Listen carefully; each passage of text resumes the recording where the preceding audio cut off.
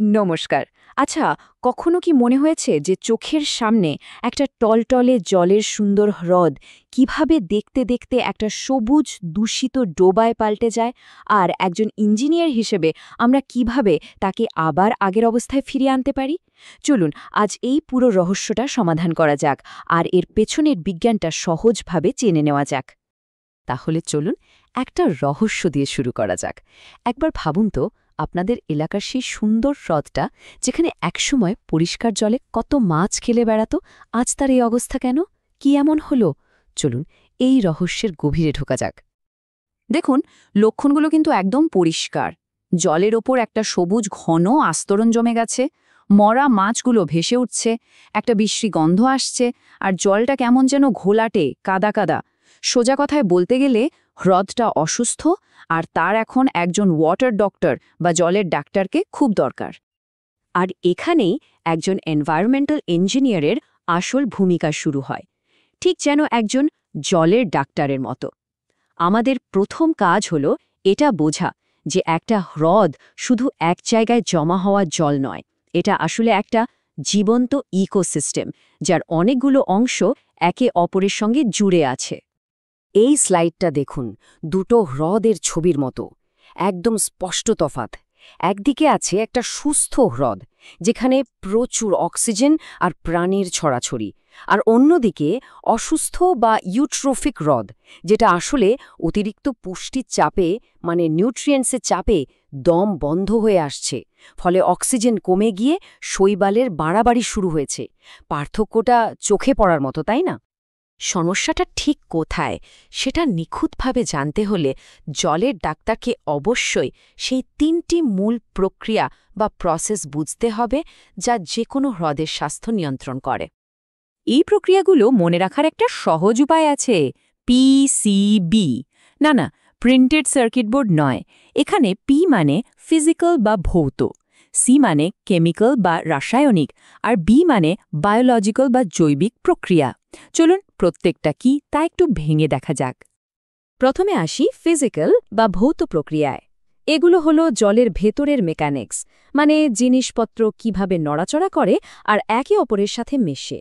যেমন ধরুন, ভারী কণা বা পলির নিচে জ্বলে যাওয়া, বা কোনো দূষণ কিভাবে ধীরে ধীরে পুরো জলে ছড়িয়ে পড়ে। এরপর হলো কেমিক্যাল বা রাসায়নিক প্রক্রিয়া। এটাকে ভাবতে পারেন হ্রদের নিজস্ব একটা কেমিস্ট্রি ল্যাবের মতো, যেখানে সারাক্ষণ বিভিন্ন বিক্রিয়া চলছে, আর তার ফলে জলের গঠন, তার অ্যাসিডের মাত্রা বা পিএইচ, এগুলো সব বদলে যাচ্ছে। আর শেষে আসছে বায়োলজিক্যাল বা জৈবিক প্রক্রিয়া। এগুলো পুরোপুরি চালিত হয় জলের ভেতরে থাকা জীবন্ত প্রাণীদের দ্বারা, যেমন ধরুন শৈবালের বেড়ে ওঠা, আবার অন্যদিকে ব্যাকটেরিয়ার বর্জ্য পদার্থ খেয়ে পরিষ্কার করা, যার জন্য কিন্তু জলের অক্সিজেন খরচ হয়। তাহলে বলুন তো, হ্রদের স্বাস্থ্য নিয়ন্ত্রণকারী তিনটি মূল প্রক্রিয়া কি কি? বেশ, এখন যেহেতু আমরা প্রক্রিয়াগুলো জানি, আমাদের পরের ধাপ হলো একটা হিসেব মেলানো। হ্রদটাকে ঠিক কী অসুস্থ করছে তা বুঝতে হলে ডাক্তারকে সব কিছুর একটা নিখুঁত হিসেব রাখতে হবে, মানে কি ঢুকছে আর কি বেরোচ্ছে। ঠিক যেমন একজন দোকানদার তার দোকানে মালের স্টক মেলান, বা একজন ক্রিকেট স্কোরার প্রতিটা রানের হিসেব রাখেন।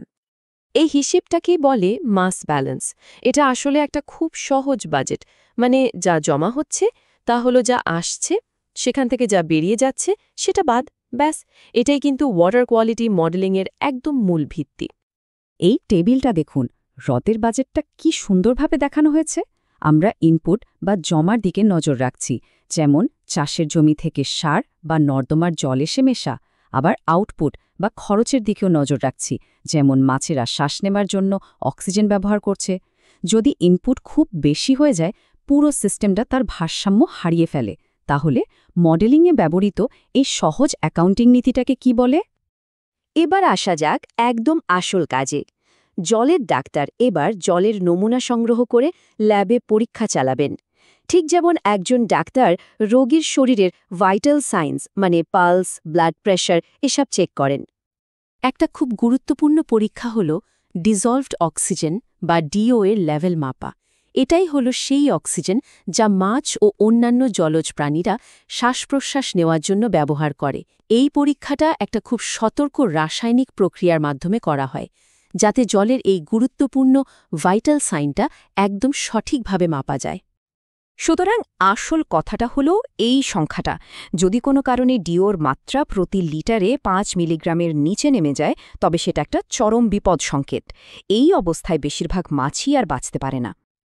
আরেকটি জরুরি ভাইটাল সাইন হল বিওডি বা বায়োকেমিক্যাল অক্সিজেন ডিমান্ড।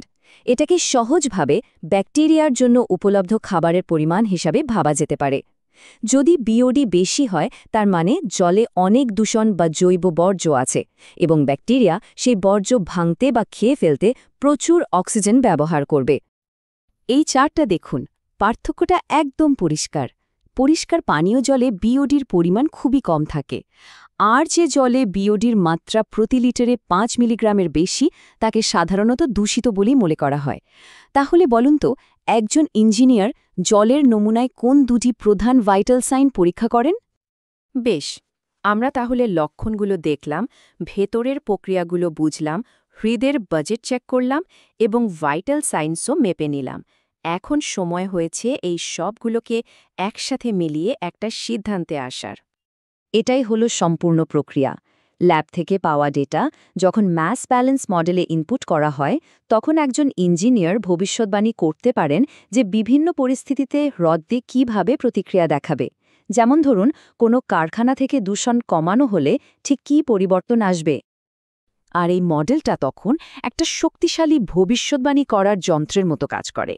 এটা আমাদের হোয়াট ইফ বা যদি এমন হয় এ ধরনের জরুরি প্রশ্নের উত্তর দিতে সাহায্য করে। যেমন, মাছের মৃত্যু পুরোপুরি ঠেকাতে হলে আমাদের ঠিক কতটা পুষ্টির ইনপুট কমাতে হবে। এভাবেই আমরা শুধু রোগ নির্ণয় নয়, তার সঠিক নিরাময়ের দিকেও এগিয়ে যাই। এখন প্রশ্ন হল, ক্লাসরুমের বাইরে এর গুরুত্ব কী? দেখুন, এই মডেলগুলো শুধু একটা হ্রদের ভবিষ্যৎ বলে না, এগুলো আমাদের সিস্টেম থিঙ্কিং শেখায়। মানে একটা বড় সিস্টেমের সব অংশ কিভাবে একে অপরের উপর নির্ভর করে সেটা বুঝতে সাহায্য করে। এই ইনপুট, আউটপুট এবং ভারসাম্যের নীতিটাই কিন্তু গঙ্গা অ্যাকশন প্ল্যান থেকে শুরু করে স্মার্ট সিটি জল ব্যবস্থাপনার মতো বড় বড় প্রজেক্টের মূল ভিত্তি। একজন ভবিষ্যৎ ইঞ্জিনিয়ার হিসেবে এই মডেলিং করার দক্ষতাই হবে পরিবেশগত সমস্যা সমাধানের জন্য আপনাদের সবচেয়ে শক্তিশালী হাতিয়ার। এই আলোচনাটা আমাদের একটা চূড়ান্ত ভাবনার দিকে নিয়ে যায়। এই ওয়াটার ডক্টর পদ্ধতিটা শুধু জ্বর বাঁচানোর একটা উপায় নয়, এটা একটা চিন্তাভাবনার ফ্রেমওয়ার্ক। এখন প্রশ্ন হল, এই একই ফ্রেমওয়ার্ক ব্যবহার করে আপনারা আপনাদের চারপাশের কোনো বড় পরিবেশগত সমস্যার সমাধান করতে পারবেন? ভেবে দেখবেন।